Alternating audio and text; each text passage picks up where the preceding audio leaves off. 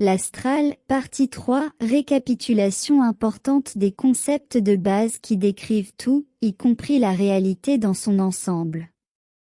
Bonjour à nouveau, mes amis, j'espère que vous allez tous bien. Merci de me rejoindre ici une fois de plus. Je suis Marie Soireau. En tant que principe d'un seul état, tout est source. La source originale à partir de laquelle tout ce qui a déjà existé, existe et existera jamais. Elle émerge en dehors de la dualité, en dehors de tout contraste où tout est compris comme faisant partie du même tout. Le principe de l'absence de temps affirme que le temps est une construction de l'esprit, un sous-produit de la conscience et un effet secondaire d'une séquence de pensées. Il n'existe pas indépendamment de la perception ou de la conscience qu'il expérimente en tant que partie d'elle-même. Et comme le principe de la non-localité l'indique, il n'y a pas d'espace, pas de ici et pas de là, car tout existe en un seul endroit unique qui est partout et en même temps nulle part, car tout est ici, et les concepts de distance et de volume sont également des constructions de l'esprit, le résultat de la façon dont chaque conscience interprète le champ d'énergie potentielle non locale auquel elle appartient. Cette énergie potentielle qui n'est rien d'autre que la pure conscience, et où l'éther est cette énergie potentielle, et où la gravité est un flux vectoriel au sein de ce champ d'énergie potentielle. Et tout ce qui précède est une construction de l'esprit, du grand sens de la responsabilité de la source, et de ses idées et attachements à partir desquels chaque autre conscience se manifeste, ainsi que tout le reste, le tout en tant que partie de lui-même. Il n'y a pas de ici, pas de là, pas de matière, pas d'énergie, pas de particules, pas de présent, pas de passé et pas de futur, donc pas de temps. Tout est ici, tout est maintenant, et tout dépend de la façon dont la conscience interprète ses propres pensées et les attachements qu'elle a développés de celles-ci. Tout est le résultat de la façon dont la conscience interprète ses propres idées, donc il n'y a pas de règles et pas de lois universelles, car l'imagination provenant de la conscience est la limite de ce qui peut être et de ce qui ne peut pas être. Toutes les lois, règles et limitations n'existent que dans un contexte limité développé par d'autres idées provenant de ceux qui les ont pensées. Toutes les consciences plus petites ou inférieures qui définissent les individus sont également issues du groupe d'idées et des concepts que la source a attribués à chacun, sous la forme de l'étendue de la conscience que chacune aura et au niveau évolutif qu'elles auront par rapport à d'autres similaires, où l'existence à des fréquences basses est égale à une faible conscience et une fréquence plus élevée à une conscience accrue. Sachant que toutes les choses qui ont une conscience s'efforcent de s'étendre, l'évolution d'une conscience, d'un être, peut être définie comme la progression de l'acquisition d'une fréquence existentielle plus élevée, et avec elle, progressivement plus de conscience. Et à partir du niveau de conscience et d'être qu'il a, il manifestera le monde apparemment externe dans lequel il vit, en parfaite conformité et synchronicité avec son niveau de conscience, de perception et de vibration.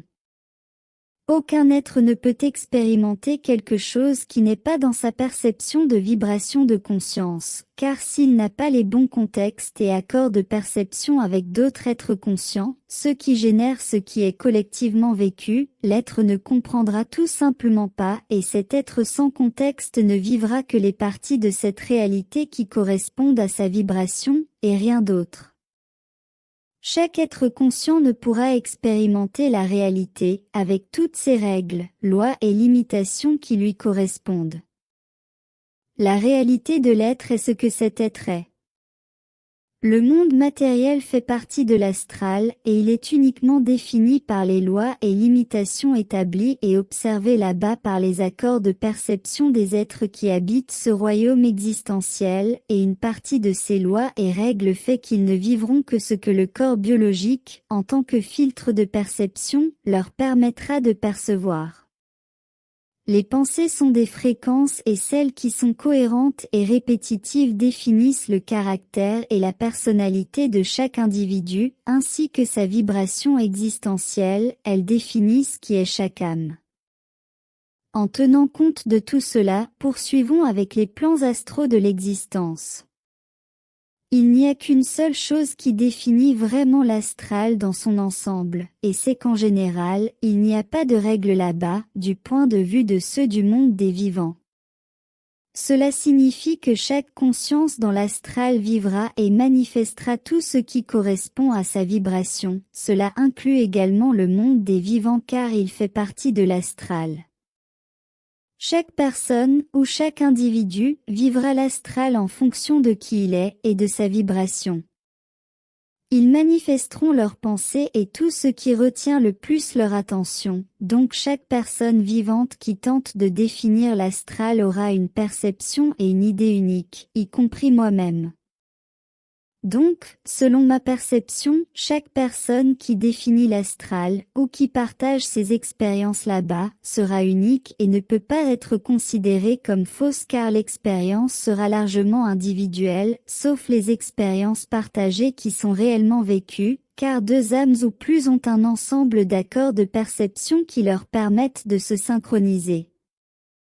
L'astral sera vécu de manière personnelle, il sera donc toujours relatif à chaque individu. Par conséquent, ce que l'une personne expérimente dans l'astral ne coïncidera pas nécessairement avec ce que les autres personnes y vivent.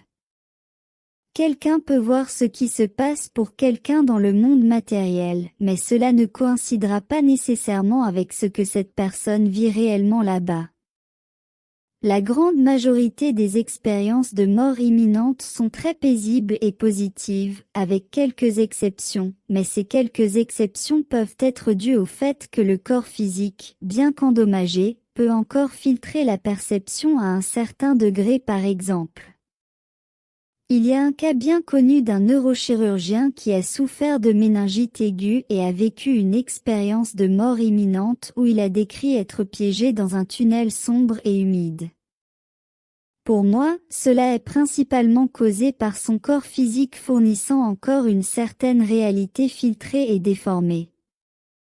La partie de l'astral qui est la plus proche des royaumes matériels, en définissant la proximité comme étant similaire en fréquence existentielle, copiera la plupart des attributs des mondes matériels, y compris les bâtiments, les rues et les structures, ainsi qu'une perception similaire du temps. Et ce royaume astral inférieur sera similaire en fréquence car les êtres qui l'habitent sont dans cette vibration parce qu'ils sont fortement influencés par le monde des vivants, tout comme ils l'influencent également depuis l'astral inférieur. Ce royaume astral inférieur est généralement habité par des entités, des égrégores et des désincarnés qui ont de fortes attaches aux expériences du côté matériel ou du monde. Lorsqu'un être ou un groupe d'êtres dans l'astral concentre son attention sur d'autres choses qui n'ont rien à voir avec le monde des vivants, la structure externe du monde qu'ils expérimentent là-bas changera également, ainsi que leur perception du temps. Et s'ils ont des pensées et des expériences de vibrations plus basses, ils vivront ce qui correspond à ces vibrations, des choses plus laides, tandis que s'ils vibrent à une fréquence plus élevée, ils iront vers des royaumes plus agréables et plus positifs. Définir un royaume comme un lieu généré et manifesté individuellement et collectivement par deux êtres ou plus, partageant les mêmes accords de perception, ou du moins des accords similaires. Chaque âme individuelle vivra le résultat de ses pensées car elles définissent sa fréquence, donc qui elle est, en manifestant ainsi des royaumes de basse fréquence avec des expériences négatives et très négatives, semblables à l'enfer, ou en manifestant des choses belles et aimantes, semblables au paradis. Cela dépendra des pensées de chaque être et de l'endroit où il a placé son attention. Bien que d'un point de vue objectif, les victimes existent en général, d'un point de vue plus étendu ou absolu, toutes les âmes ont un contrôle total et parfait sur tout ce qu'elles vivent grâce à tout ce que j'ai décrit ci-dessus, tout dépend des pensées qu'elles entretiennent. Avec ces concepts, je peux maintenant passer à une description détaillée de ce qui se passe dans les prétendus plans astraux d'existence, y compris les fantômes, les apparitions et autres événements paranormaux intéressants dans la prochaine vidéo sur ce sujet. Merci d'avoir regardé ma vidéo et d'avoir liké et souscrit pour en voir davantage, je l'apprécie énormément et j'espère vous revoir ici la prochaine fois. Avec beaucoup d'amour. Votre ami Marie Soiroux.